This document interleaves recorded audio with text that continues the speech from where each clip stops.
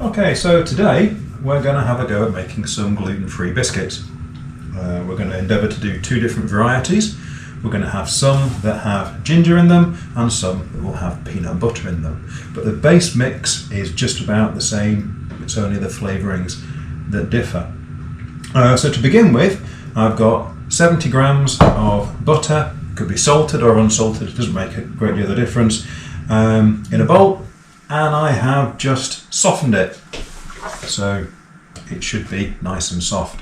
And to that I'm going to add an equal quantity of light brown sugar. So that's 70 grams of butter, 70 grams of sugar. We then need to mix them together, to cream them together. Now you can use a metal spoon, you could use a wooden spoon, or if you're feeling immensely lazy, you could get a hand blender out and mix the two together. Pausing briefly, once we've got those creamed together to form a smooth paste, we will messily add a whole egg and give that a bit of a mix around. At which point we're ready to add in the dry ingredients. So I've pre-weighed these, but normally I would just chuck them in the bowl. We have 100 grams of gluten-free flour. In this case it's self-raising, but you could use plain if you wanted. To that, because it's gluten-free, we're going to add about half a teaspoon of xanthum gum. That's going to help act as a binding agent and to give the equivalent of gluten, so something to try and stick the stuff together and give it a bit of elasticity. To help with the raising, we're going to again put about half a teaspoonful of bicarbonate of soda and chuck that in. And finally we have 75 grams of porridge oats, or milled oats I think they would call them in the States. At which point all we need to do is, without chucking it all over the worktop, combine all those ingredients together until it forms a smooth consistency. So there shouldn't be any lumps of dried flour or anything that looks like it's going to be dry and horrible.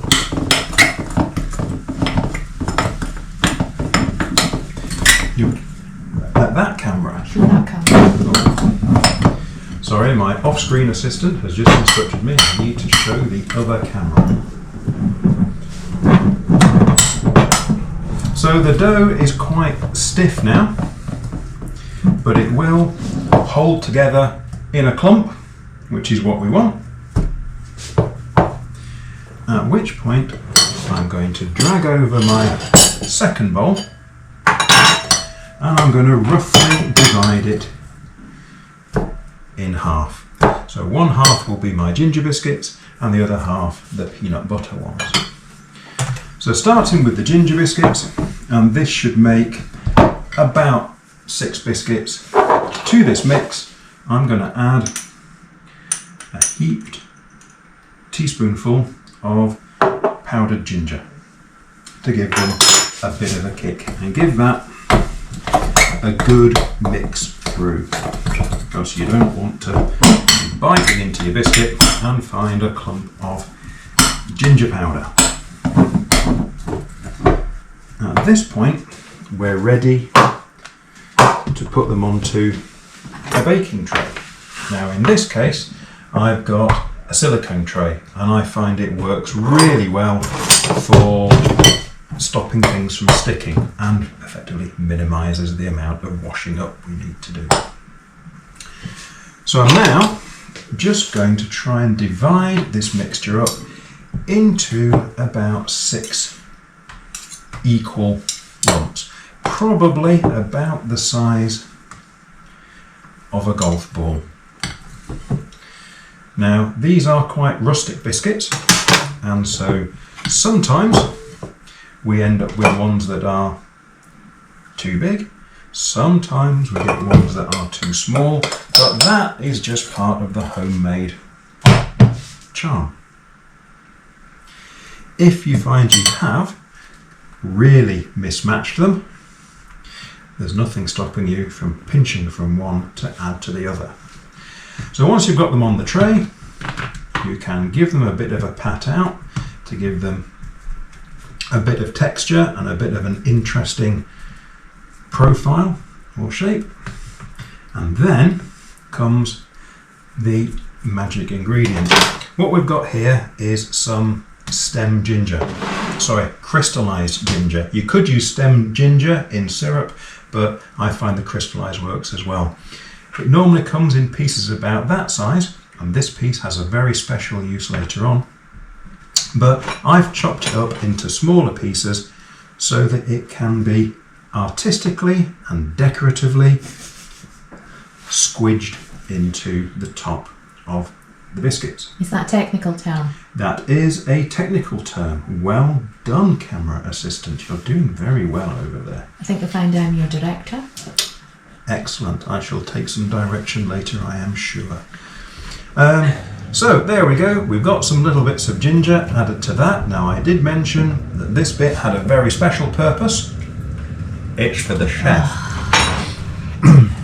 Now, a quick sluice of the hand. That's better. And we will put these to one side and move on to our second bowl. I will just zero the weight on that. Thank you, assistant director. And to this mix, I'm going to add a goodly dollop of crunchy peanut butter, somewhere around 50 grams. In this case, I went to 60, so what a shame they're going to be peanutty. Now again, just like with the previous set, mix it all together, bind it together, because you want a fairly thorough mix of your ingredients.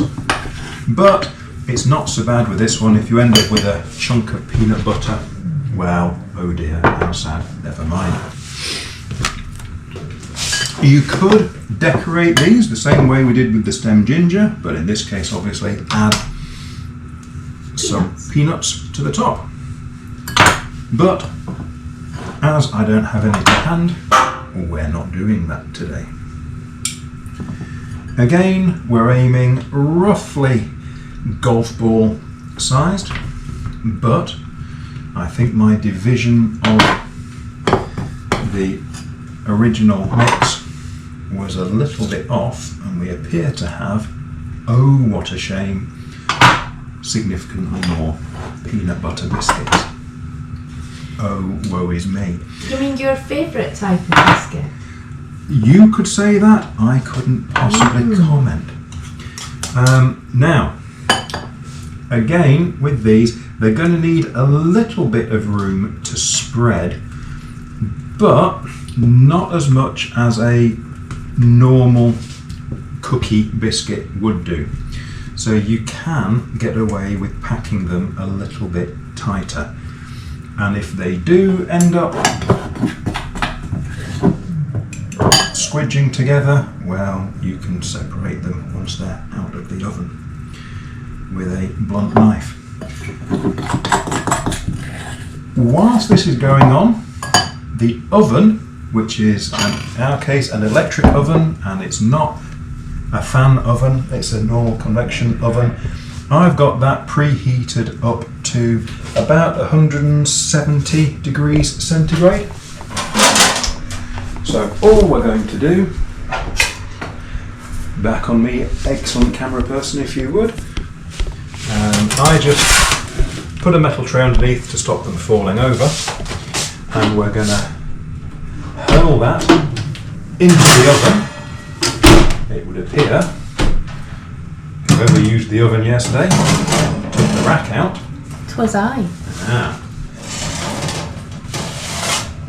Slide them into there, I'm going to set a timer for 15 minutes to check them.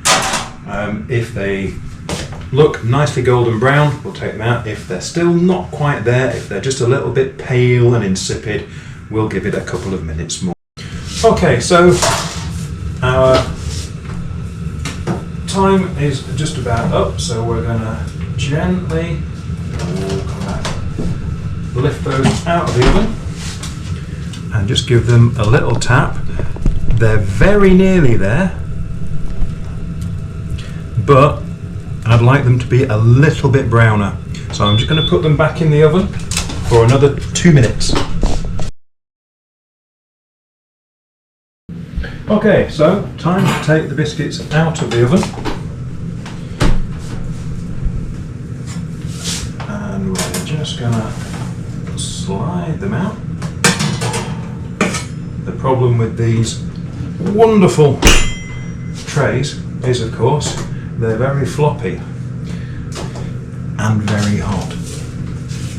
So what we're going to do is, using a trusty fish slice, we're just going to lift them out onto a drying rack.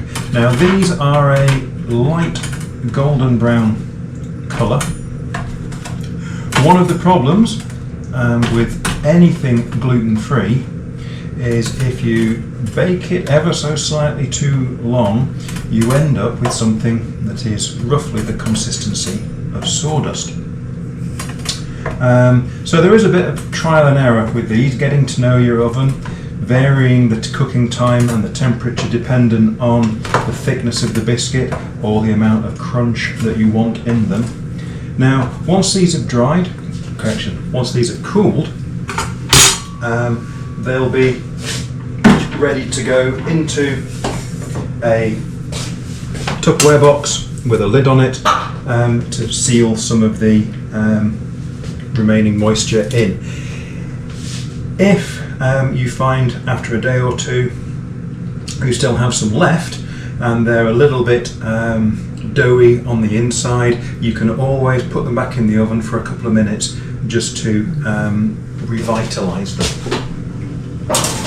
So there we go, gluten-free ginger biscuits, gluten-free peanut butter cookies, and unfortunately a small piece broke off, so it would be rude not to. Delightful.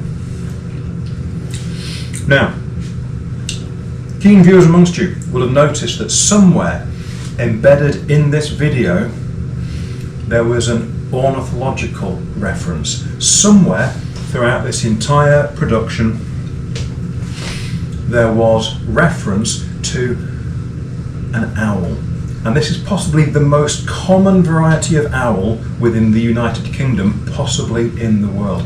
If you know which owl that was, put it in the comments.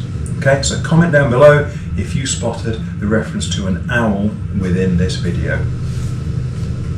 Oh no, the peanut butter spoon is dirty. Do I get any of that ginger? Ooh, here's a nice big bit. Ooh. Anyway, my name's not Ginger. You've not got a nice big bit either.